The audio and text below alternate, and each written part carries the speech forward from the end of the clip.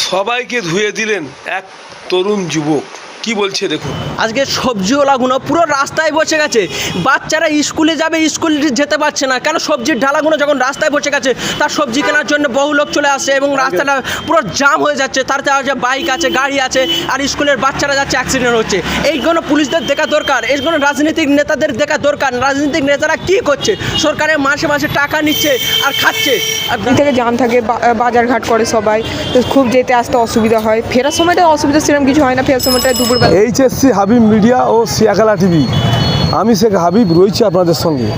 আমি এই মুহূর্তে উপস্থিত আছি সিয়াখালা ঠিক বাজার, যে এটা হচ্ছে হাই স্কুল, স্কুল টাইমে বা পাশেই একটা ভিতরিয়া স্কুলের পাশে জেনিত নার্সিংহোম আছে। হচ্ছে ছাত্রছাত্রীরা অ্যাম্বুলেন্স যাওয়ার লোক যাতায়াতের অসুবিধা হচ্ছে।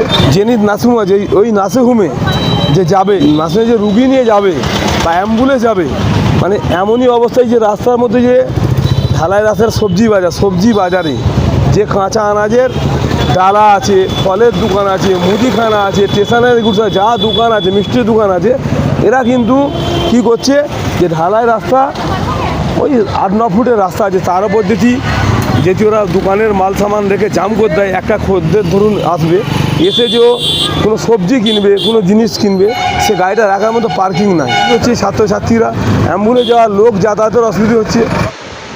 পঞ্চায়েত ও প্রশাসনের কাছে আবেদন, আপনারা একটু খেয়াল রাখুন। আর দোকানদারদের কাছেও আবেদন যে আপনারা অবশ্যই একটু সচেতন হন বা একটু সামনেটা ক্লিয়ার রাখার চেষ্টা করুন। সবজির ডালা, ফলের ডালা যে রাস্তায় রেখেছে সেটা আপনারা দেখাবো। আপনারা ভিডিওটি শেষ পর্যন্ত দেখুন, বেশি শেয়ার করুন। আরও একটা বিষয় হচ্ছে, যেখানে নালি নর্দমা জল নিকাশি ক্লিয়ার নাই, এতে কি হচ্ছে, জল জমছে, জল জমলে মশা হচ্ছে, মশা হলে মশা কামড়ালে ডেঙ্গু হবে। আপনারা সকলে জল জমা বা ড্রেন পরিষ্কার পরিচ্ছন্নতা বজায় রাখার চেষ্টা করুন। আমরা এখন আছি সিয়াখালা বাজারে, সঙ্গে রয়েছে মনিরদা, দেখতে পাচ্ছেন এই যে বাজারে রাস্তা জাম, সবজির ডালা, আনাজের ডালা, আরও এই যে ড্রেন জাম, মানে ডেঙ্গু সতর্ক নিয়ে আমরা যে ভিডিও করছি। আমি এখন কথা বলবো স্কুলের ছাত্রছাত্রী ও দু একটা ভাইকে জিজ্ঞাসা করবো কি বলছে দেখুন। বাড়ি থেকে জাম থাকে, বাজার ঘাট করে সবাই, তো খুব যেতে আসতে অসুবিধা হয়। ফেরার সময়টা অসুবিধা সেরকম কিছু হয় না, ফেরার সময়টা দুপুরবেলা ফাঁকা থেকে সব বাজার বন্ধ। রাস্তা পার হই, এখানে অনেক জোরে জোরে গাড়ি যায়, স্পিডে গাড়ি যায়, ওই জন্য একটু অসুবিধা হয়। হ্যাঁ হয়, একবার যখন ট্রাফিক জ্যাম হয়ে যায় তখন একটু অসুবিধা হয়। ফল এইগুলো রেখেছে, বিক্রি করার জন্য রেখেছে, এটা সরিয়ে দিলে ভালো হয়। এখানে আরামসে 4 চাকা এইসব যেতে পারবে। হ্যাঁ হয়, কি অসুবিধা হয়? গাড়ির জ্যাম, যাওয়া যায় না সাইকেল নিয়ে।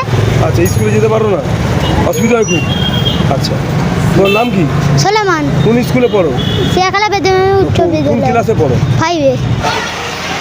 দেখতে পাচ্ছেন বাজার পুরো জাম, যে স্কুলে ছাত্রছাত্রীরা আসবে ঠিক আসার মতো পরিস্থিতি না, অ্যাম্বুলেন্স ঢুকবে সে পরিস্থিতি নয়।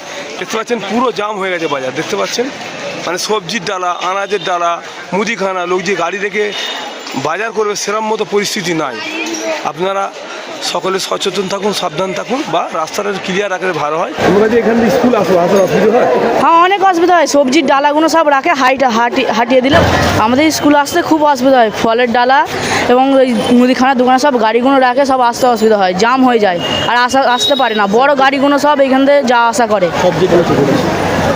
কোন স্কুলে পড়ো?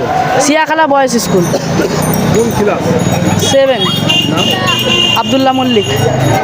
আমি এখন আছি সিয়াখালা বেণীমাধব উচ্চ বিদ্যালয় সামনে। এই যে স্কুলে যে এত বাচ্চা দেখতে পাচ্ছেন, এসব বাচ্চাদের অভিযোগ যে আমরা স্কুলে যে আসার অসুবিধা হয়। রাস্তায় যে সবজির ডালা, আনাজের ডালা, মুদিখানা আছে, আরও যেসব দোকানপাট আছে, তারা কিন্তু রাস্তার গায়ে গাড়ি রেখে ওরা সবজি কেনে, কিন্তু স্কুলের ছাত্রছাত্রীরা ঠিকঠাক আসতে পারে না। এইসব স্কুলের ছাত্রছাত্রীর অভিযোগ যে রাস্তা একটু ক্লিয়ার করে দিলে ভালো হয়। আপনারা ভিডিওটি শেষ পর্যন্ত দেখুন, স্কিপ করবেন না। আজকে সবজিওয়ালাগুলো পুরো রাস্তায় বসে গেছে। বাচ্চারা স্কুলে যাবে, স্কুলে যেতে পারছে না। কেন? সবজির ঢালাগুলো যখন রাস্তায় বসে গেছে, তার সবজি কেনার জন্য বহু লোক চলে আসছে এবং রাস্তাটা পুরো জাম হয়ে যাচ্ছে। তারতে আছে বাইক আছে, গাড়ি আছে, আর স্কুলের বাচ্চারা যাচ্ছে, অ্যাক্সিডেন্ট হচ্ছে। এইগুলো পুলিশদের দেখা দরকার, এইগুলো রাজনৈতিক নেতাদের দেখা দরকার। রাজনৈতিক নেতারা কি করছে? সরকারের মাসে মাসে টাকা নিচ্ছে আর খাচ্ছে। আমাদের জনগণদের ভালো থাকার জন্য তারা কি করছে? আমি প্রমাণ চাচ্ছি তাদের কাছে যে তারা এত টাকা দেশ উন্নয়নের জন্য নিচ্ছে, টাকাটা নিয়ে তারা তারা কি করছে?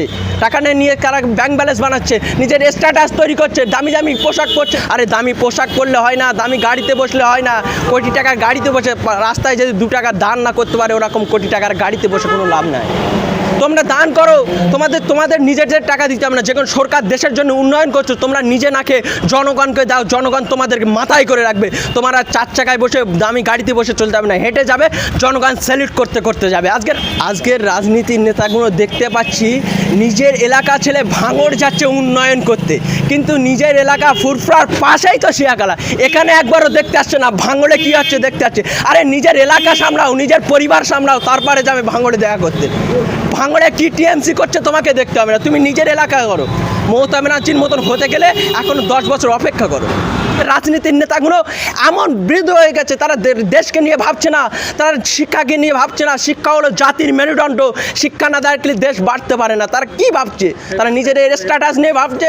দেখেন রাস্তাটা চতুর্দিকতে জাম, টোটো থেকে শুরু করে বাইক থেকে শুরু করে সব রাস্তাটা কি রাস্তা যত উন্নয়ন হবে তত ছেলেগুলো লেখাপড়া করবে, তত বাইরের থেকে লেখাপড়া করে দেশে আসবে, দেশে কিভাবে উন্নত হবে সেই ছেলেগুলো ভাববে। আমরাই কালকে দেশের হয়ে প্রতিবাদ করব যে আমাদের দেশে এগুলো কীভাবে গেছে, কিন্তু আমাদের বাড়তে দিচ্ছে না, আরও নিচে লেগে দিচ্ছে। কেন? মারাঠিয়াদের প্রথম ছিল তাদের শিক্ষার উপরে। মারাঠিয়ারা আমাদের যখন দেশকে আক্রমণ করেছিল, তারা সর্বপ্রথম শিক্ষাকে দাপন করেছিল, শিক্ষায় তাদেরকে বাড়তে দেয়নি, শিক্ষায় বাড়তে দেয়নি। আস্তে আস্তে আস্তে আস্তে এত মূর্খতার মধ্যে চলে গেল, তারপর আমাদের দেশটাকে ধ্বংস করেছিল। আমাদের রাজনীতির নেতারা দেশকে বিক্রি করে খেয়ে নিচ্ছে, ওদেরকে জবাব দিতে হবে যে এত টাকা, কোটি কোটি টাকা দেশ উন্নয়ন জনগণ ভালো থাকার জন্য দিচ্ছে, এ কোটি কোটি টাকা তোমরা কি করছো, এর জবাব চাই।